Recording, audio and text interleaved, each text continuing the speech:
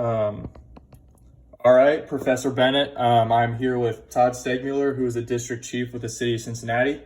Would you mind telling us a little bit about your background and previous jobs in the fire service industry?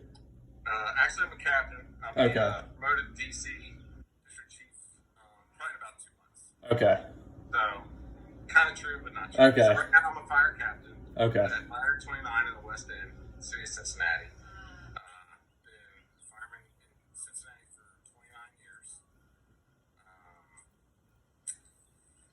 Let's see. So, started in 91. Then I made lieutenant. I promoted to lieutenant in 2009. Then captain in 2016, and also paramedic in 2016. And then, like I said, I should be receiving district chief status in October. Awesome. Congratulations on that.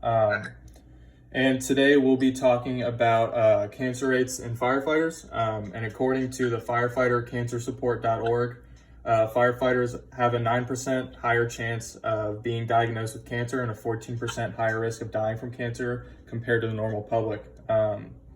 So would you mind talking to us a little bit about the process of overhaul, and are your firefighters required to stay on air during this process? Finally, yes. So this is kind of new. Within the last few years that we've taken it serious. We do have a safety officer now, a spot that was created. It was a position that was created within our ranks in probably about 2013 or so. Okay. So the safety officer actually has a meter, and he goes in and he monitors the air before we're allowed to take our SCBAs off, which is full respiratory protection. And he measures carbon monoxide, obviously, the oxygen level. Let's see, hydrogen disulfide, H2S, I think. So, which is another poisonous gas. And so those have to be acceptable levels, like under 4 parts per million. Until we can take off our overhaul mask. Gotcha. Well, our SCBAs. And then we also have an overhaul mask with the HEPA filters, and it's the Advantage 3000 mask. But now we're not allowed to use those for overhaul anymore because we use those exclusively for Corona and Really? Okay. type runs now. So we've changed that. Okay. We are on air until the air is declared deemed safe. Gotcha. And so when you're done with overhaul, would you mind talking a little bit about the decontamination process for your firefighters and their PPE? Yes. Okay. Well, now this is also new to us. 29 years I've had on, we didn't ever decon until recently. Okay. Because, well, it was the dark ages. So now things are finally coming around. But so for decon, ideally, when you first come out of the building, before you even come off of air, okay? So when you're still on your first bottle, before you come off of air, you should be hosed down just to get the any carcinogen soot and anything like that off. That's ideal. It doesn't always happen because sometimes you have to switch bottles and go back in. So you don't want to be wet when you're going into fighting fire because steam will burn you as sure as anything else. But anyway, so ideally we do that. And then we have like a thing where we take our gear after the fire, and we can have it laundered through our central stores now. Okay. They'll come pick it up. We put it in a garbage bag. They come pick it up the next day. Turnaround time. We have a second set of gear to use it, for the next emergency. I'm trying to think what else.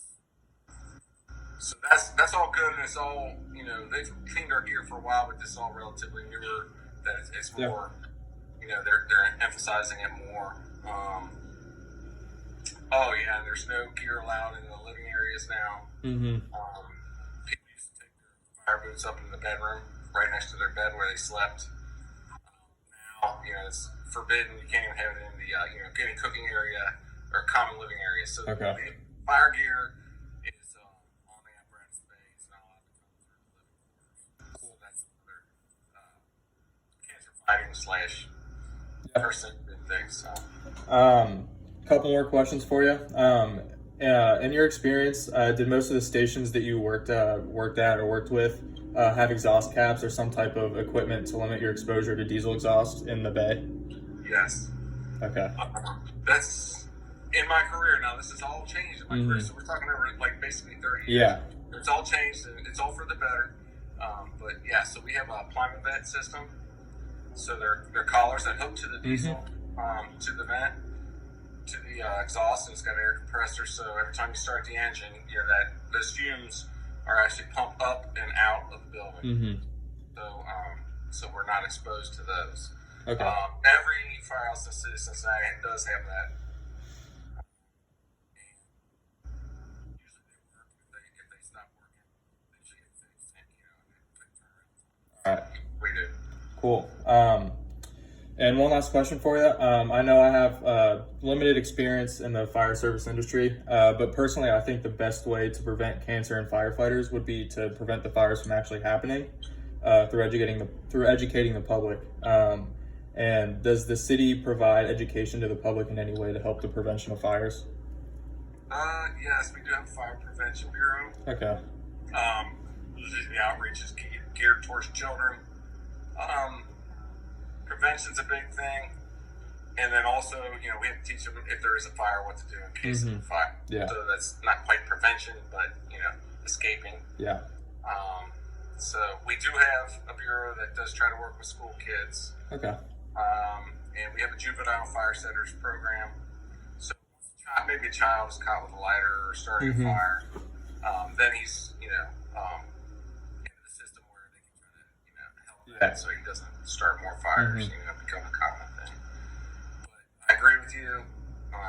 Prevention would be obviously the best way, and we do work on it. But it's still always going to be a thing. So. All right. Well, that's all I have for you. I appreciate your time. If there's anything else that I feel like I need to ask you, I can shoot you a text, give you a call. Anytime. All right. Have a nice night. Okay. Thanks.